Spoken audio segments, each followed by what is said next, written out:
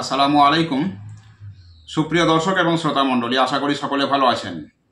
আমরা জানি যে দীর্ঘদিন যাবৎ গাজা উপত্যকা প্রায় অবরুদ্ধ। সেখানের বহু মানুষ, নারী, শিশু, বৃদ্ধ সকলে নির্বিশেষে তারা কিন্তু অনাহারে বিনা চিকিৎসায় মারা যাচ্ছে এবং তারা ক্ষুধার তাড়নায় অস্থির। বিশ্ব বিবেক কিন্তু এদেরকে দেখেও জাগ্রত হয়নি।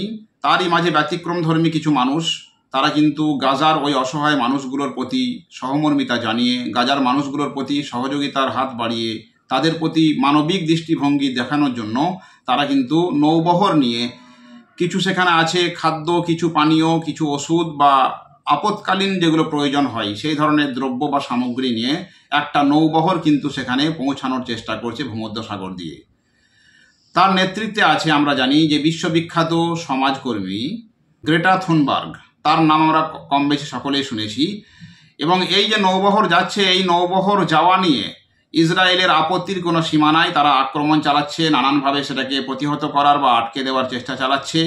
বিশ্ব মোড়লরা, বিশ্বের যারা তাবর তাবর নেতৃত্ব, তারা কিন্তু এ নিয়ে চুপচাপ, তারা কোনো রকম কোনো বাক্য বিনিময় করছে না।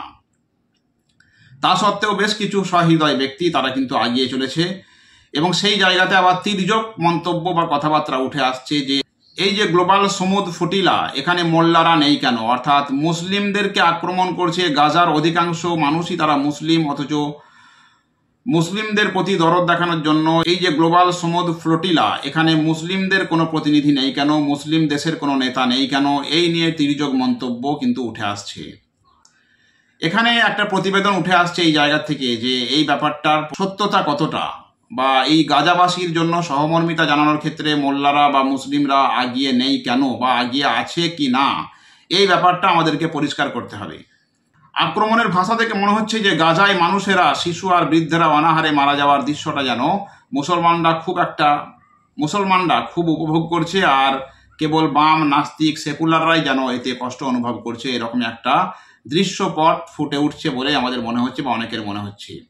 কিন্তু কেউ যদি বাস্তবতাটাকে সামনে রেখে দেখে বিষয়টা, তাহলে এই ধরনের বেহুদা তুলনা বা কথাবার্তা কিন্তু আসবে না, বা এই ধরনের কথায় তারা সময় নষ্ট করবে না।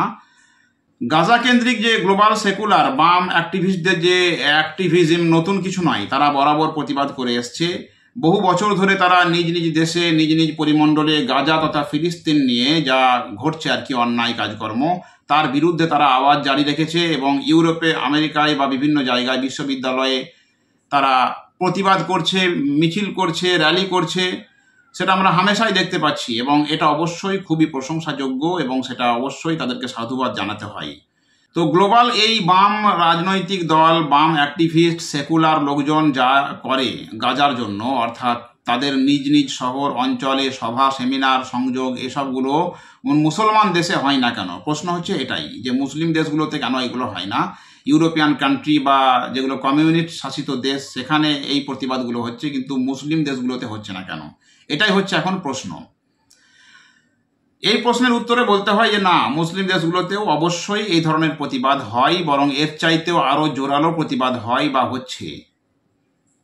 আপনি যদি মরক্কোর দিকে তাকান, সেখানে দেখতে পাবেন লক্ষ লক্ষ মানুষ জমায়েত হয়ে প্রতিবাদ জানাচ্ছে। জর্ডনের দিকে দেখুন, সেখানে হচ্ছে। আজারবাইজান, মিশর, তিউনিসিয়া ইত্যাদি জায়গায়, এমনকি বাংলাদেশেও প্রতিবাদ হচ্ছে। ভারতবর্ষেরও বহু জায়গাতে কিন্তু মুসলিমরা এই প্রতিবাদ করছে। সমস্যা হলো আসলে গাজা ইস্যুতে আমেরিকা কিংবা ইউরোপের রাস্তায় যে লম্বা মিছিলটা হয়, সেটা আসলে ফলাও করে দুনিয়ার সব মিডিয়া প্রচার করে, প্রচারণায় আসে না মুসলিমদের করা প্রতিবাদগুলো। মরক্কোতে যেটা হয়, আজারবাইজানে যেটা হয়, ইন্দোনেশিয়ায়, তুরস্কে, তিউনিসিয়ায় যেটা হয়, সেটা আপনার আমার সামনে আসে না, হয়তো ফিল্টার্ড হয়ে যায় বা হয়তো কাটছাঁট করে। মিডিয়াটাকে তো কন্ট্রোল করে যারা, তারা তো অনেক কিছুই ব্যাপার স্যাপার দেখে, সবগুলোকে তারা কিন্তু প্রমোট করে না, সবগুলোকে তারা কিন্তু হাইলাইট হতে দেয় না, তাদের হাতেই কন্ট্রোলিং বাটন থাকে। তাই ওই সমস্ত আন্দোলনগুলোকে বিশ্বে প্রচার প্রসার হতে দেয় না খুব একটা। ফলে আমরা কিন্তু দেখতে পাই না, বা বিশ্বের বহু মানুষ তারা দেখতে পায় না, আর দেখতে পায় না বলেই এই ধরনের প্রশ্ন উঠে আসে যে মুসলিমদের কোনো প্রতিবাদ আমরা দেখতে পাচ্ছি না। অর্থাৎ সত্যি করেই তো প্রচার যদি না হয় তাহলে কি করে দেখতে পাবে? প্রচার হওয়াটা জরুরি বিষয় ছিল। আর যাদেরগুলো প্রচার হয়, যাদের হাতে মিডিয়াকে যারা কন্ট্রোল করে, তাদের অনুসারীরা বা তাদের সেটিং লোক যদি প্রতিবাদ করে, সেটা বিশ্বব্যাপী প্রচার হয় এবং তারা কিন্তু বাহবা পায়। প্রচার হলে বাহবা পাবে, প্রচার না হলে বাহবা পাবে না। আমরা তো আর মরক্কোয় কি হচ্ছে ভারত থেকে গিয়ে বাংলাদেশ থেকে গিয়ে দেখতে যাব না। তাহলে প্রচারের মাধ্যমে যদি আমরা দেখতে পাই তাহলে আমরা তাদেরকে বাহবা জানাবো, কিন্তু যেগুলো দেখতে পাই না সেগুলোকে বাহবা জানানোর কোনো সুযোগ আমাদের হয় না। এমনকি দেখতে পাবেন যে বাংলাদেশ বা ভারতবর্ষের বহু জায়গাতেই বড় বড় মসজিদ যেগুলো, সেখানেও কিন্তু মসজিদে জুমার নামাজে বক্তব্য বয়ান রাখা হয় এই গাজা ইস্যুকে কেন্দ্র করে, তার প্রতিবাদ সেখান থেকে উঠে আসে। আরও বিভিন্ন জায়গাতে দেখবেন মসজিদে নামাজের শেষে হয়তো কোনো জায়গাতে মিছিল হয়, মানববন্ধন হয়, সেগুলো প্রচারে আসে না। কিন্তু আমরা গ্রেট থুনবার্গের গণসংযোগ দেখতে পাচ্ছি, কারণ গ্রেটার একটা হিউজ সোশ্যাল ক্যাপিটাল আছে, তার হাইপ আছে দুনিয়া জোড়া, সুনামও আছে, তার প্রসপেক্ট অন্য লেভেলের। গ্রেটারদের হাইলাইট করলে মিডিয়াগুলোর লাভ আছে, কারণ গ্রেটার প্রচারের জন্য মিডিয়া প্রচার পেয়ে যাবে, তাই তাদের ক্লিক বাড়ে, তাদের টিআরপি বাড়ে, তাদের ইনকাম বাড়ে, তাদের প্রচার প্রসার বেড়ে যায়। অর্থাৎ কোন ব্যক্তি আন্দোলন করছে, কোন সংগঠন আন্দোলন করছে, সেই সংগঠনের যদি প্রচার প্রসার বেশি হয়, মিডিয়াগুলো সেটাকে প্রচারে আনতে চেষ্টা চালায়, কারণ ওই সমস্ত মানুষগুলোর বা সংগঠনগুলোর প্রচারের বদৌলতে তারাও বড় রকম প্রচার পেয়ে যাবে, তাদের টিআরপি বেড়ে যাবে। সেই জন্য প্রচারটা কোন ক্ষেত্রে হচ্ছে বা কোন ক্ষেত্রে হয় না, এটা একটা ফ্যাক্টর।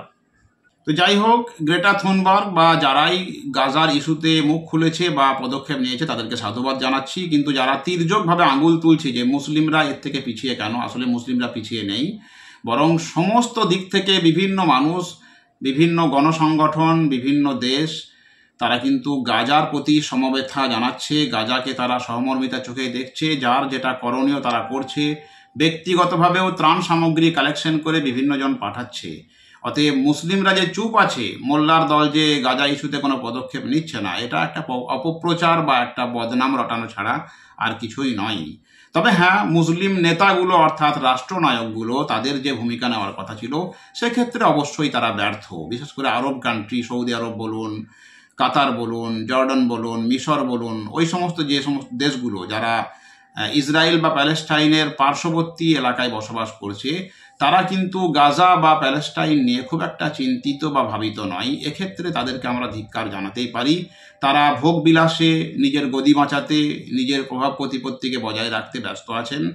গাজাবাসীর প্রতি, গাজাবাসীর যে করুণ আর্তনাদ, তার প্রতি তাদের কোনো রকম কোনো সহানুভূতি বা ভ্রুক্ষেপ খুব একটা আমরা লক্ষ্য করতে পারছি না। এটা অত্যন্ত দুঃখজনক এবং এটা কোনোভাবেই কিন্তু কাম্য নয়।